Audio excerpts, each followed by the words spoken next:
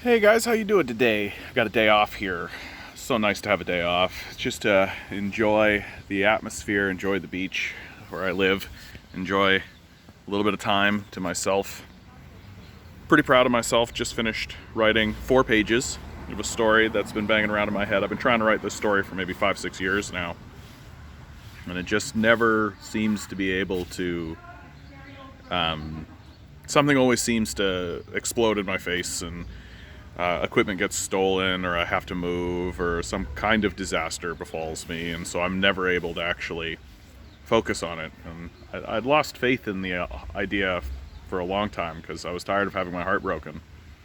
And but now things are relatively and reasonably stable, and so keep hope alive, right? Keep hope alive. So just finished 4 pages, just finished the first chapter, and hopefully I'll be able to keep up that energy and keep that going. And I have a pretty clear idea as to where I want it to go, so it is just a matter of finding the time, carving out the time, and doing it. So good luck to me. Your encouragement is welcome. I think the thing that I really want to talk about on this particular video, and I've talked about it before, but it is worth bringing up again. We have to stop being delusional about where our society is heading. Especially when it comes to our energy production, right?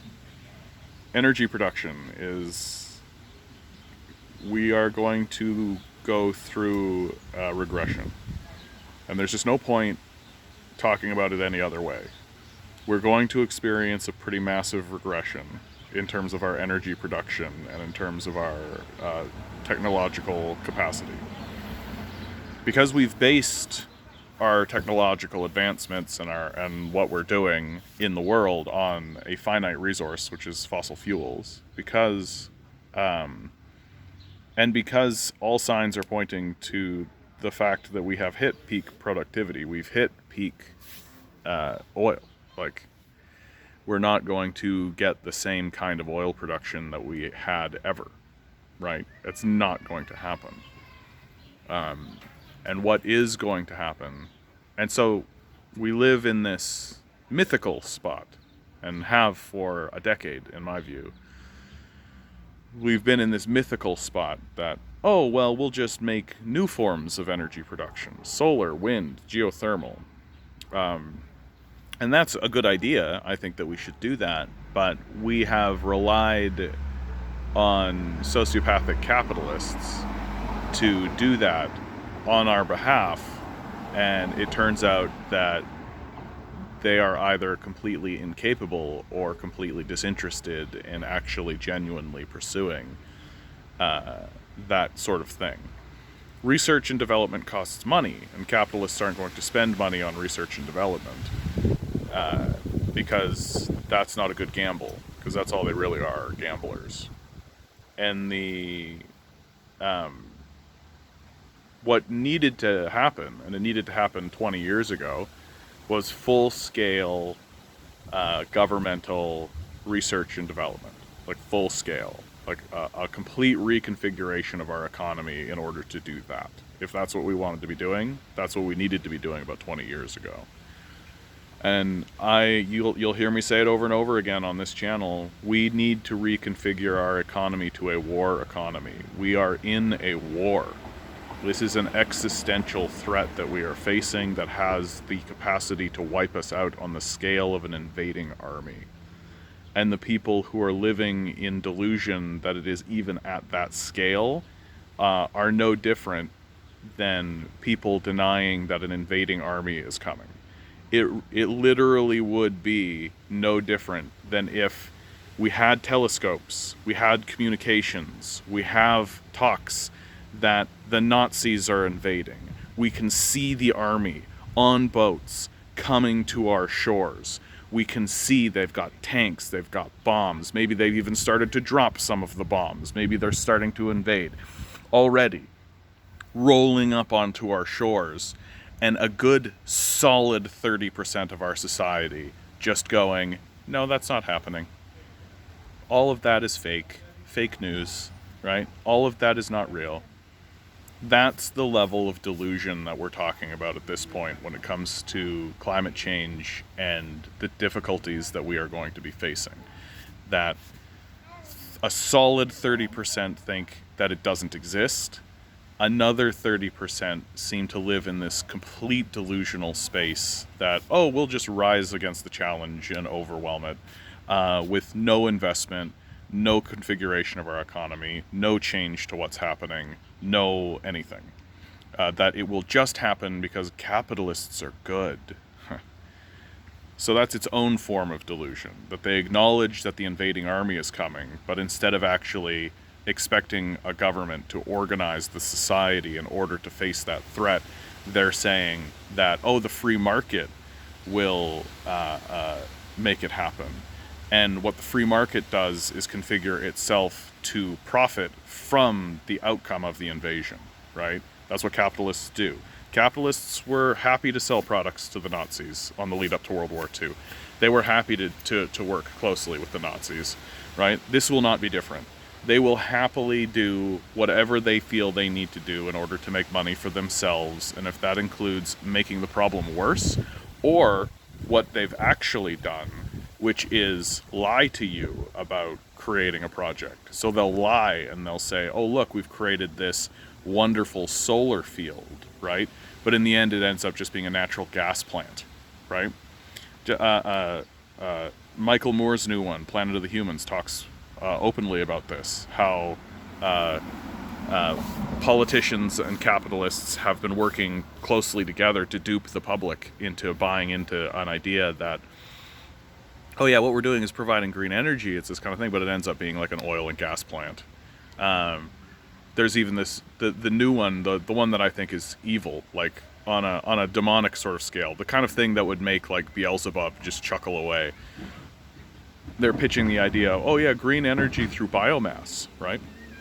We'll take what they call biomass, and what that is it's clear cutting, it's deforestation, right? They're going around and they're taking down the one resource that we need to keep up, trees, right? Trees being a carbon sink, trees being a thing that removes carbon from the atmosphere and provides us oxygen, and they're clear cutting them, right? In order to provide energy so Billy can play with his iPad longer, right? It's absolutely asinine, and it's absolutely stupid, and it's absolutely delusional. It's unsustainable, it will collapse, it has to collapse, and no one on Earth is doing what needs to be done in order to face this extraordinary existential crisis that we're careening into. And that is that we need to restructure our entire economy into a war economy. People need a basic income. People need all of our research and development. Our entire university system needs to be completely focused on solving the issues of climate change.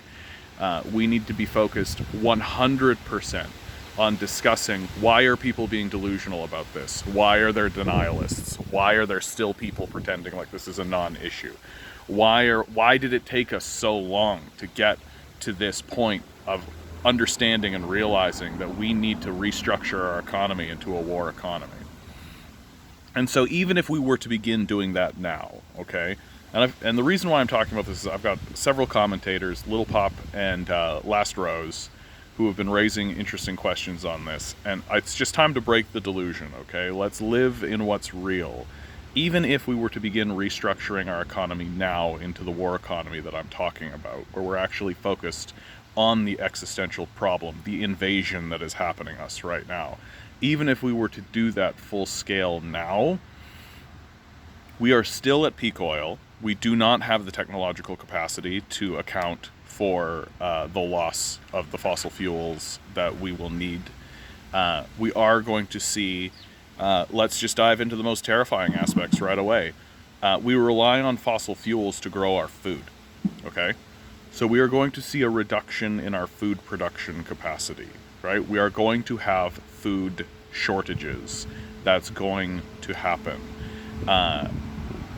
Like, we need to be retraining our entire populace on how to provide agricultural goods.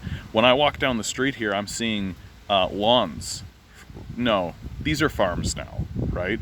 That will need to be mandated without like this, and this is just real. This is just real, right? This idea that you're just going to be able to have, like, I see guys out and they're watering their lawn, and I'm like, that's not going to happen. Like, that is going to be gone. That is going to be some kind of crop. Because we won't be able to actually ship this stuff into these major cities, right? The cities themselves will begin to empty. It's just going to happen that way, right? And on top of that, we're going to see less cars. Less cars will be the most immediate one, if you ask me, right? We're talking about, like, we already have a collapsed middle class. There is no middle class in Canada. I think that's an absolute joke at this stage to say that there is a middle class. There is a majority of people who are workers, right? Some who make slightly more than others, right? Some people are making $40,000 a year. Some people are making $60,000 a year. Some people are making $20,000 a year. That's great. There are billionaires, okay? There are people with billions and billions and billions of dollars. The top 10 wealthiest people in Canada have more money than the bottom third of the country combined. Like, I mean, there's no middle to that, right? Like, we're living in this absurd time where we're heading towards a complete and total, like, forget about words like catastrophe or disaster, okay? But, like, because, like, that's obvious. But, like, it is going to be a reconfiguring on how we do business, and it's either going to happen with our eyes open or closed. Okay, we're either going to have to jump into the plungy, icy depths of the ocean with our eyes open, or we're going to have to do it with our eyes closed. And if you do it with your eyes closed, then you might shatter your body against the rocks. So better to keep your eyes open and be honest about what's coming, and start restructuring your own life, right? Start restructuring your life so that you get prepared for the decline of fossil fuels, the decline of your food sources, the decline of access to energy and power, right? And just simple things like corporations, they like leave lights on overnight. That's going to stop, right? That's going to stop. There are systems that are left online, and they're just left online all the time overnight, right? That's going to stop. It's going to be too expensive to do that. They're not going to be able to do that. Cars are just going to go away, right?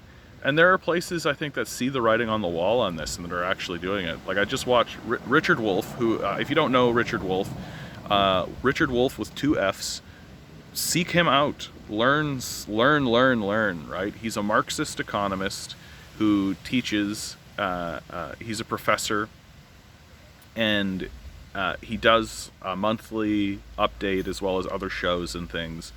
And just what he says is absolutely crucial for understanding, and he's really creating a foundation of understanding. And I just highly advise that you go watch his stuff. And he'll tell you stuff that you're not going to see in the media, right, or the propaganda machine, right? He's going to tell you about how France is changing its major thoroughfares, its major road systems into parkland, right? Because they see the writing on the wall, right? No one's going to have cars. Why have this, right? Why have this? They're changing major boulevards into bike lanes because people aren't going to have cars, right? So they're going to have bikes. The ability of people to be able to travel, to be able to move around the world, right? It's going to diminish. You're not going to be able to go across the planet in a second, right? Like if you unless you're one of the hyper super rich, who of course these hyper wealthy people, these absurd sociopathic capitalists are producing like 70% of our carbon emissions. So when they turn around and say, oh well, you have to change, the individual has to change themselves, right? They're not going to change anything about what they do, right? And they're living in this delusional space where there's equal weight, right? They seem to think that we are all doing this, when the reality is it is just them.